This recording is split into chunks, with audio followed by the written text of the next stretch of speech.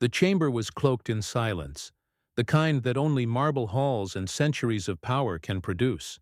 Every eye was fixed on the table where Representative Jasmine Crockett, her voice steady but sharp, laid out her case with a clarity that cut through the air. And then it happened. A sudden interruption, sharp as a blade. "Justice Amy Coney." Barrett leaned forward, her tone dripping with condescension, slicing across Crockett's words with a dismissal so casual it felt deliberate. "Congresswoman, let's not pretend your experience qualifies you to lecture this court." Gasps rippled like a shockwave through the chamber. Crockett's lips pressed into a thin line, her words snatched from the air before they could reach their mark. The cameras zoomed in, capturing the exchange with ruthless precision. Somewhere, in millions of living rooms across the nation, viewers leaned closer to their screens. They had seen this before, power cloaked in arrogance, attempting to silence the voice of a woman who refused to shrink. The tension was suffocating. The reporters at the back of the room scribbled furiously, already sensing the headline that would dominate tomorrow's cycle. In that instant, the contrast was undeniable. The polished detachment of a justice who wielded authority like a weapon, against the raw authenticity of a lawmaker whose every word carried the weight of lived struggle. The silence that followed was not peace. It was pressure, thick and unyielding. Crockett's eyes narrowed, her composure holding like steel, but everyone could see it. Something powerful was forming behind her calm gaze. The nation had been here before, in these ritualized clashes where the mighty expected submission. But this time felt different. This wasn't just another interruption. This was a spark, a deliberate attempt to diminish, to belittle, to shove someone back into a corner. And in doing so, Barrett had unleashed more than she realized. What she thought was control would soon unravel into the very moment that stunned the court, shook the public, and rewrote the script of power in America. Because what unfolded after this interruption would shake the highest court in America and leave the nation breathless, waiting for the next word. For a moment, the chambers sat frozen, as if marble and oak could absorb the shock that Barrett's words carried. But beneath the surface, everyone knew this was bigger than a single clash of personalities. This was a collision of two Americas, the one that clings to entrenched privilege, and the one that demands dignity, justice, and a voice at the table. Barrett, cloaked in the authority of her robe, represented more than just a judge on the nation's highest bench. She embodied the comfort of those who have never been told, "Wait your turn," the assurance of doors that swing open for the well-connected. Her tone carried not just skepticism, but the centuries-old echo of power assuming it could always define who was worthy to speak. In that moment, her interruption was not neutral. It was symbolic. It was the reminder of a system built to dismiss voices that disrupt the hierarchy. And then there was Jasmine Crockett, daughter of Texas grit. Her presence at that table was itself a defiance of the odds. She didn't come from the cloistered halls of Ivy League legacy. She came from neighborhoods where people lived the consequences of policy, where justice wasn't theoretical. It was survival. To many watching, she wasn't just a lawmaker. She was proof that resilience could climb from the margins into the spotlight. Every word she spoke carried the cadence of communities who had been told they were invisible. That is why the interruption cut so deeply. It wasn't simply one woman dismissing another. It was the old guard trying once again to drown out the rhythm of a new generation. Cameras captured the tension not just as political theater, but as history replaying itself in real time. For progressives, immigrants, women, and those who've been silenced too many times before, the moment felt personal. Barrett's tone wasn't directed only at Crockett. It was aimed at everyone who has ever been told they don't belong. The stakes could not have been clearer. Would dignity bow to arrogance? Would truth falter against condescension? Or would the chamber witness something it had long resisted, the undeniable power of a voice, rising from the margins to confront authority head-on? As whispers filled the back rows and the air grew heavy with anticipation, it became obvious that this was no ordinary exchange. It was a battle over who gets to define the American story. Those insulated by inherited privilege, or those forged in the fire of lived struggle.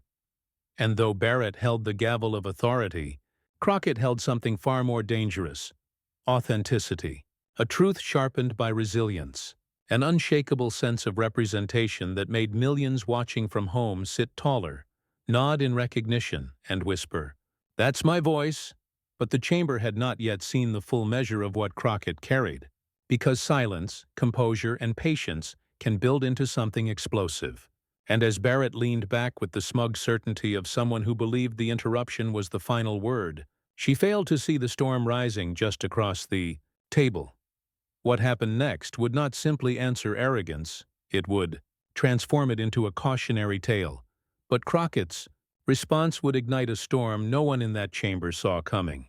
To understand the weight of Barrett's interruption, one must first understand the story of how she arrived on that bench, a story less about merit and more about machinery. She was not simply a jurist rising through the ranks by virtue of brilliance alone. She was selected, groomed, and elevated by the very forces desperate to protect their vision of America: insulated, exclusive, and unyielding to change. Barrett's rise was swift, almost theatrical in its timing.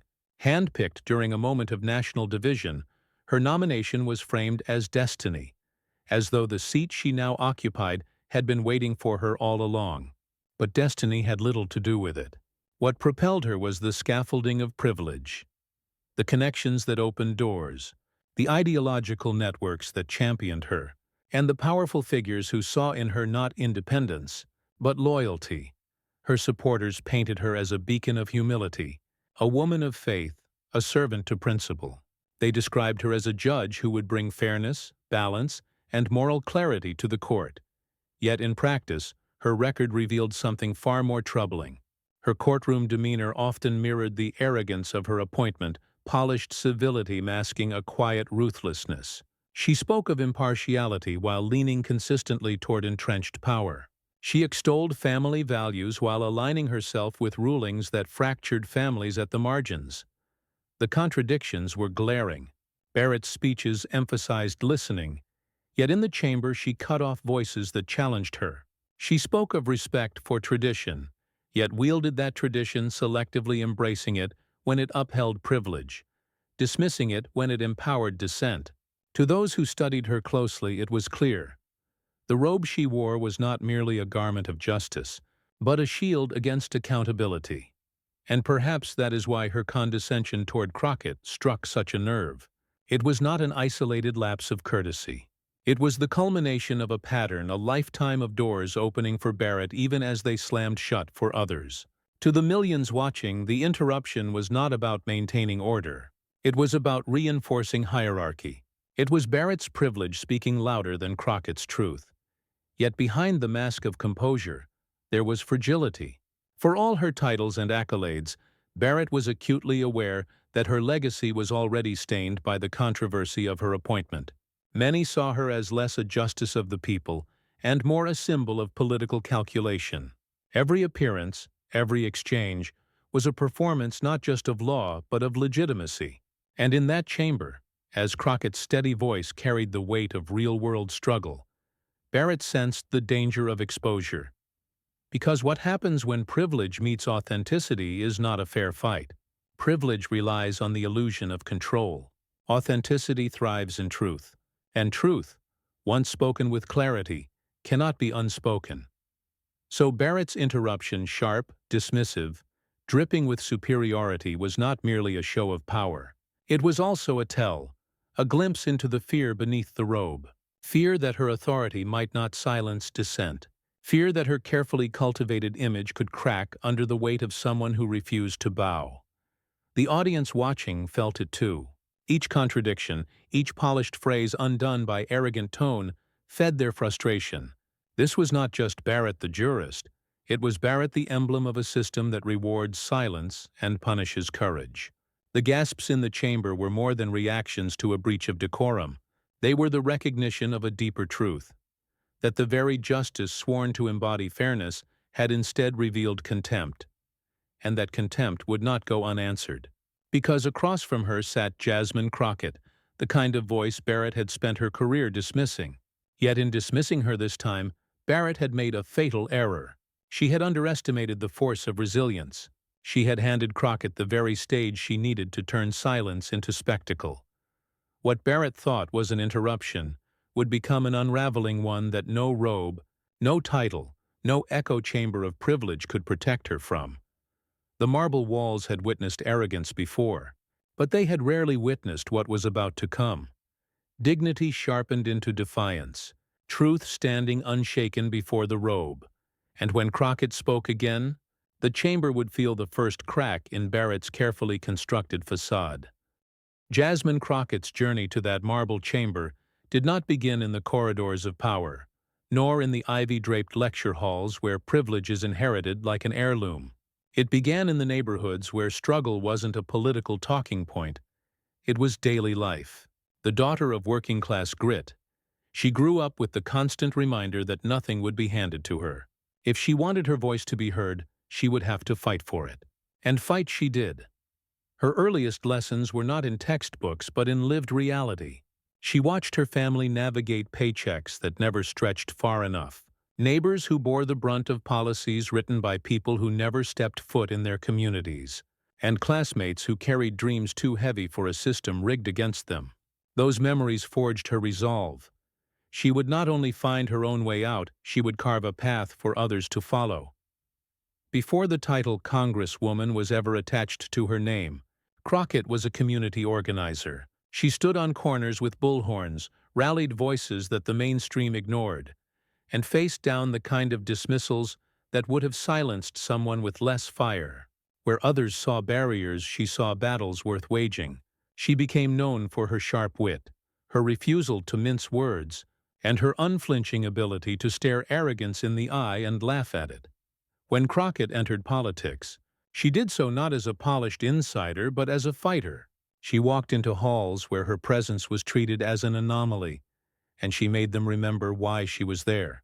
Her no-nonsense comebacks became legend short, searing retorts that cut through the bluster of those who thought they could out-talk her. She didn't just represent her district, she embodied it. People saw in her someone who knew their struggles because she had lived them, who demanded respect not as a favor but as a right. Every hardship she had endured became armor. Every slight became fuel. Every attempt to dismiss her became another reason to stand taller. Crockett had a way of turning condescension into her stage. When someone tried to diminish her, she didn't shrink, she sharpened. And in that sharpening, she gave voice to the millions who had been silenced. It was this history, this fire, that she carried into the Supreme Court chamber. To Barrett, Crockett may have seemed like just another lawmaker to be cut off, another voice to be dismissed. But Crockett was not walking into that room alone. She carried the weight of her community, the pride of those who had fought alongside her, and the unyielding knowledge that she had already survived battles more brutal than arrogance wrapped in a robe. The truth was undeniable. Every hardship had prepared her for this moment. The late-night studying when the odds said she would fail. The marches in the Texas heat where her voice cracked but never broke. The derision from opponents who laughed, only to find themselves outmaneuvered by her sharp precision. Every chapter in her life had been building toward the confrontation that now hung in the air like thunder waiting to crack. And the irony was rich. Barrett, with all her privilege, assumed interruption was control. But Crockett, with all her scars, knew interruption was invitation. An invitation to show the world why she could not be silenced. The cameras may have caught Barrett's dismissive tone, but what they would soon capture was something far more enduring. The transformation of a slight into a spark, a moment of disrespect into a movement of defiance. Crockett wasn't there merely to endure. She was there to redefine. And when the Supreme Court tried to silence her, she didn't just resist, she redefined the battle. The clash did not unfold in a single instant, it stretched, moment by moment, like a wire pulled tight. Crockett resumed speaking, her voice calm but edged with resolve. When Barrett leaned in again, her interruption swift, her tone polished yet dripping with the kind of superiority that centuries of unchecked authority had perfected. "Congresswoman, you are mistaken in assuming this court is bound by your perspective," Barrett said, the words delivered with a cold smile that did not reach her eyes. It was the kind of remark meant to belittle without ever raising its volume. the kind that cloaks arrogance in civility. Crockett inhaled slowly, not allowing the flash of irritation to show on her face. She paused, letting the silence speak louder than any immediate retort could. The cameras tightened their focus. Viewers at home could see it, the fire flickering behind her eyes, the steel forming in her posture. She was holding back, building, preparing. Barrett tried again, doubling down, her interruptions coming in sharper bursts. "We are here to interpret law, not entertain speeches," she said, her voice slicing across Crockett's words. Each cut was meant to control the narrative, to remind everyone in the room who wore the robe. But something was shifting. Crockett's restraint was no longer the silence of submission. It was the silence of strategy. She let Barrett's words hang in the air, heavy and patronizing, and then continued speaking as if the justice's comments were nothing more than static. The audacity of such composure began to change the temperature in the room. What was intended to humiliate instead highlighted Crockett's poise. Reporters leaned forward in their chairs, sensing the tension swell. The chamber was no longer neutral ground. It was a stage where the old guard was trying to assert dominance, and the new guard was refusing to yield. Respectfully, "Justice," Crockett said finally, her tone calm but firm. "What you call a speech is what millions call survival." Her words landed like a strike across the polished veneer of Barrett's authority. The crowd shifted, whispers rising like an undercurrent. Barrett's lips tightened, her composure flickering. She interjected once more, this time with a sharper edge. "Congresswoman, this is not the place for grandstanding." But Crockett did not flinch. Her gaze locked with Barrett's, unwavering. "With all due respect," she replied, "when dignity is dismissed, silence is not an option." The room leaned forward, sensing a storm about to break. Every interruption from Barrett had been intended to assert control, but each one only served to build Crockett's momentum. The balance of power was tilting and everyone could feel it. The clash was no longer about a question of law. It had become a question of respect, of who would command the room's attention, of whose voice would define the moment. The tension snapped like electricity. Crockett's fire was no longer contained. It was rising, steady, measured, unstoppable. And Barrett, in her insistence on dominance, had handed her opponent the perfect opening. The storm was about to break, and when it did, the chamber would never forget what followed. For a moment, the room was caught in the eye of the storm.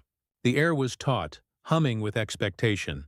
Barrett had just delivered yet another thinly veiled rebuke, her voice smooth, her smile almost smug, as though she had finally succeeded in cornering Jasmine Crockett into silence.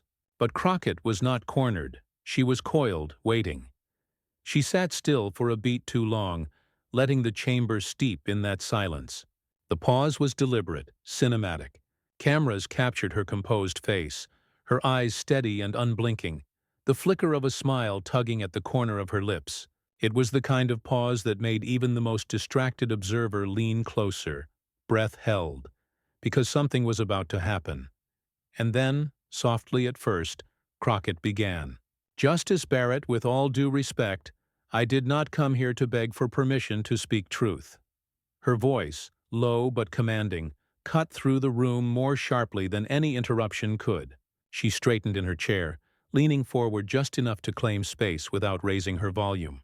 "I came here because the people I represent don't have the luxury of robes or titles to shield them. They have only their voices, and I will not let those voices be silenced." A ripple spread across the room. Barrett shifted, her posture suddenly rigid. She opened her mouth to respond, but Crockett continued, her tone unwavering. "You speak of interpretation of law as though it exists in some sterile vacuum. But the law you interpret is the law that decides whether families are torn apart, whether workers eat, whether women live or die in hospitals. That's not a speech, Justice, it's survival. And if survival sounds inconvenient to you, perhaps it is because you have never had to fight for yours." Gasps erupted, sharp and collective. Reporters' pens froze mid-scratch. The chamber itself seemed to pulse with the weight of her words. Crockett didn't flinch. She let the silence afterward hang heavy, forcing Barrett to sit in it, to absorb the sting of a truth too raw to dismiss. Barrett's hand twitched, a nervous adjustment of her papers. Her eyes flickered, not toward Crockett, but to the cameras. For the first time, the justice looked less like the arbiter of authority and more like someone exposed. Crockett leaned in further, her voice now rising not in anger but in resonance. "You interrupted me to tell me I wasn't qualified to lecture this court. But let me tell you what qualifies me. It's watching my neighbors ration insulin because justice has been delayed. It's seeing mothers bury their children because justice has been denied. It's standing with people who have been told, generation after generation, that their voices don't matter, and refusing to accept that lie." The energy in the room shifted. Whispers buzzed through the gallery. Someone's phone screen lit up, tweets already being drafted. The feed from the cameras went viral in real time. Clips already snipped, captions being typed. Crockett schools. Barrett. "This is what courage looks like." Barrett adjusted her chair, her body language betraying discomfort. She forced a tight smile, but the authority in it had cracked. She looked like someone trying to hold composure as it slipped through her fingers. Crockett let her see it. She paused again deliberately before delivering the line that would echo far beyond those walls. Her voice dropped just slightly, intimate yet powerful. "The truth doesn't need a robe to be legitimate, Justice. It only needs to be spoken without fear. And that is exactly what I am doing right now." The chamber erupted not in noise, but in a collective shift of energy. Some gasped aloud. Others whispered furiously, heads bent together. Phones buzzed like cicadas in summer, hashtags being born at lightning speed. Outside, social media feeds lit up. A truth over privilege. Crockett vs. Barrett. Dignity speaks.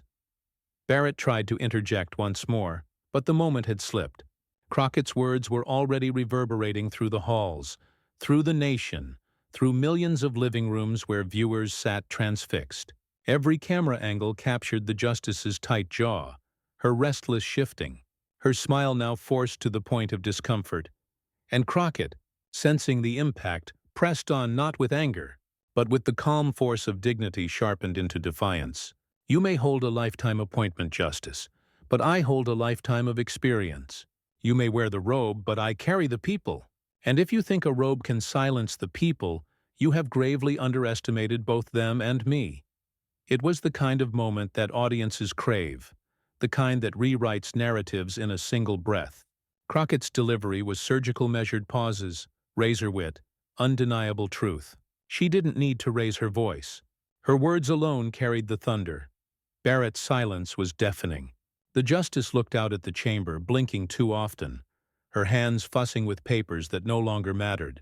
Her authority, once so secure, now looked brittle. She had become the emblem of arrogance exposed, undone not by shouting or chaos, but by the composure of someone she had tried to diminish. As Crockett leaned back in her chair, her expression calm, her poise unbroken, the room seemed to exhale. But it was not relief, it was awe. They had witnessed more than a rebuttal. They had witnessed the transformation of a chamber into a stage, of arrogance into a cautionary tale, of resilience into a rallying cry. Phones continued to buzz. Texts flew. Clips were shared. Across the country, people who had long felt silenced saw themselves in Crockett's words, felt vindicated, felt powerful. Dignity had not only survived the clash, it had triumphed, leaving arrogance to wither under the glare of truth. And yet, even as Crockett settled back, even as the moment seemed complete, the story was not over. Because what happens when dignity triumphs over arrogance is not a conclusion, it is the beginning of a ripple, a storm that spreads, reshaping conversations, emboldening voices, rewriting history in real time. The chamber may have tried to move on, but the country would not. The mic drop had landed. The world was watching. And the shockwaves were only beginning. The moment Crockett's final words left her lips, the chamber was no longer just a courtroom. It was a broadcast, a spark igniting in real time across an entire nation plugged into the feed. Outside those marble walls, the digital landscape erupted. Hashtags trended before the gavel could fall. Truth over privilege. Crockett v. Barrett. Dignity speaks. Within minutes, TikTok remixes surfaced, looping Crockett's knockout line with music swelling in the background. Edits punctuating Barrett's stunned expression with captions like, "When arrogance meets reality." Clips shot across timelines. Some slowed down to highlight Barrett's forced smile. Others cut with applause tracks and gasps. Twitter became a storm of solidarity. Posts from activists, students, immigrants, and everyday workers celebrating the moment with a simple refrain. "She spoke for us." Late-night comedians wasted no time. By evening, monologues played Crockett's words on loop, with hosts quipping, "Usually it's the gavel that delivers the final word in the Supreme Court, but last night it was Jasmine Crockett." The crowd roared, laughter mingling with the satisfaction of a nation hungry for catharsis. The ripple effects reached the highest levels of government. Progressive lawmakers tweeted in unison, rallying behind Crockett. "Representation looks like this." "Dignity spoke today." Hashtags became calls to action, petitions circulating within hours, op-eds flooding the internet with titles like, "Crockett's calm courage exposed the hollow core of power."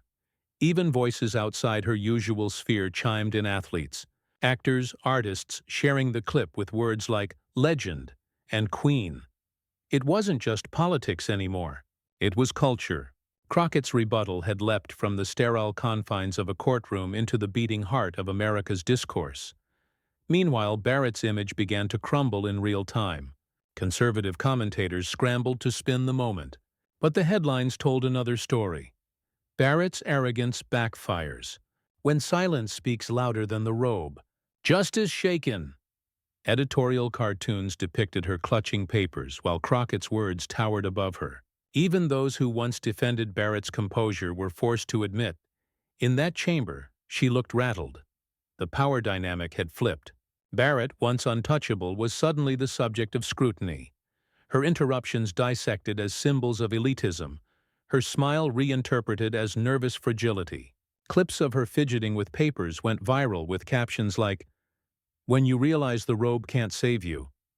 The resonance was unmistakable. For those who had felt invisible in the machinery of power, Crockett's words became a rallying cry. Social media didn't just amplify the moment, it transformed it. What began as a clash in a chamber became a movement online, a declaration that dignity could not be silenced, not even by the highest court in the land.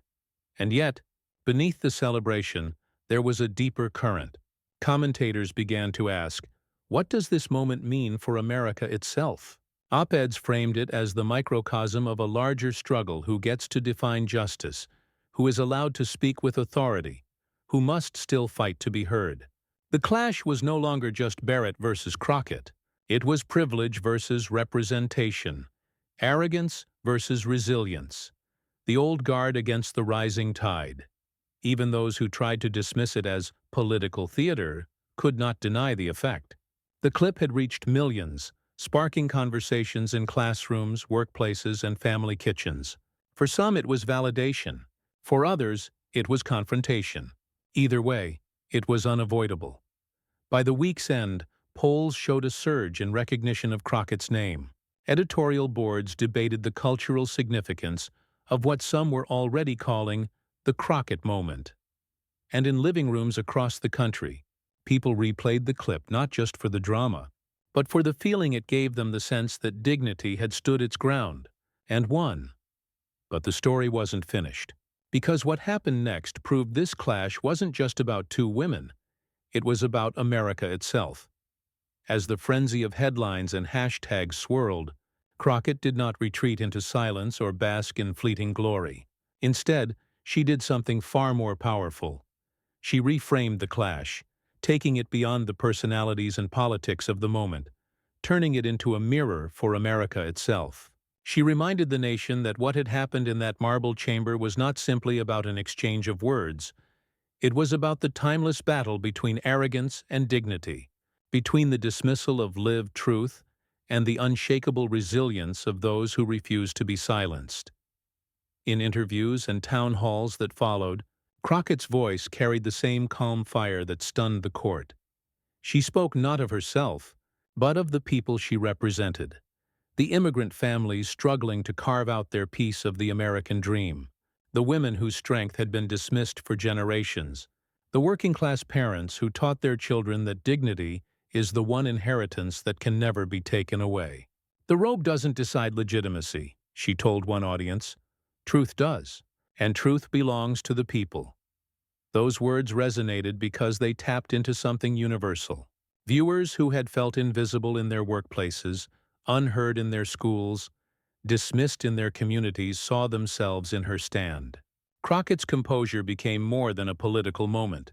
It became a cultural lesson. She had shown that courage was not in the volume of one's voice, but in the steadiness of refusing to bow to condescension. Barrett had wielded arrogance like a weapon, assuming it would control the space. But Crockett revealed that dignity, once spoken into the open, was more powerful than any title. The interruption meant to silence her instead, amplified her message, and in doing so, she exposed a larger truth. Democracy only thrives when every voice, especially the ones power tries hardest to dismiss, refuses to vanish. Her reflection became an invitation. "This isn't about me," Crockett declared at a rally days later. "This is about all of us, every single one of us who has been told we don't belong. Every one of us who has been interrupted, dismissed, overlooked. We stand taller not in spite of that, but because of it." It was a crescendo, a call to dignity itself. Commentators called it her finest moment not because she destroyed an opponent, but because she transcended the clash. She turned arrogance into a stage for truth, dismissal into a platform for courage. And so the lesson lingered, echoing beyond the chamber. The clash reminded America that institutions are only as strong as the people who challenge them, that robes and titles can demand silence but cannot command respect if they stand against dignity. Crockett had not only defended her own right to speak, she had defended the right of every silenced voice to rise. The imagery was indelible. The woman who entered the court as a target of condescension left it as the embodiment of resilience, and the justice who had tried to shrink her found herself diminished by her own arrogance. The roles had flipped, the robe exposed, the voice vindicated. In the end, Crockett's message distilled to a truth that transcended politics, a truth that felt almost like prophecy. When dignity stands tall, even the mightiest halls of power cannot contain its echo. What the cameras captured that day was more than a clash. It was more than a sharp exchange between Justice Amy Coney Barrett and Representative Jasmine Crockett. It was the collision of two forces, arrogance cloaked in privilege and dignity forged in struggle, and it left the Supreme Court and the nation stunned. The video title promised a clash, and it delivered. But the true story, the one that will echo long after the headlines fade, is not the interruption or even the mic drop rebuttal. It is the triumph of dignity over arrogance, the reminder that titles and robes cannot silence authenticity. That power without empathy crumbles when confronted with truth. Crockett's stand was not just about herself. It was about every person who has been interrupted, dismissed, told their voice didn't matter. In that chamber, her words carried them all. And when she spoke, she proved that no interruption, no condescension, no symbol of privilege can erase the force of dignity once it takes root. That is what stunned the court. Not the volume of her voice, but the strength of her composure. Not the clash itself, but the clarity of what it revealed. Arrogance is temporary, but dignity endures. And now the moment belongs to all of us. Because this is bigger than Crockett, bigger than Barrett. It is about America's future, who gets to speak, who gets to be heard, and whether dignity will continue to stand tall in the face of dismissal. If you believe dignity must always win over arrogance, share this story. Be part of the movement. Add your voice to the echo that even the mightiest halls of power cannot contain.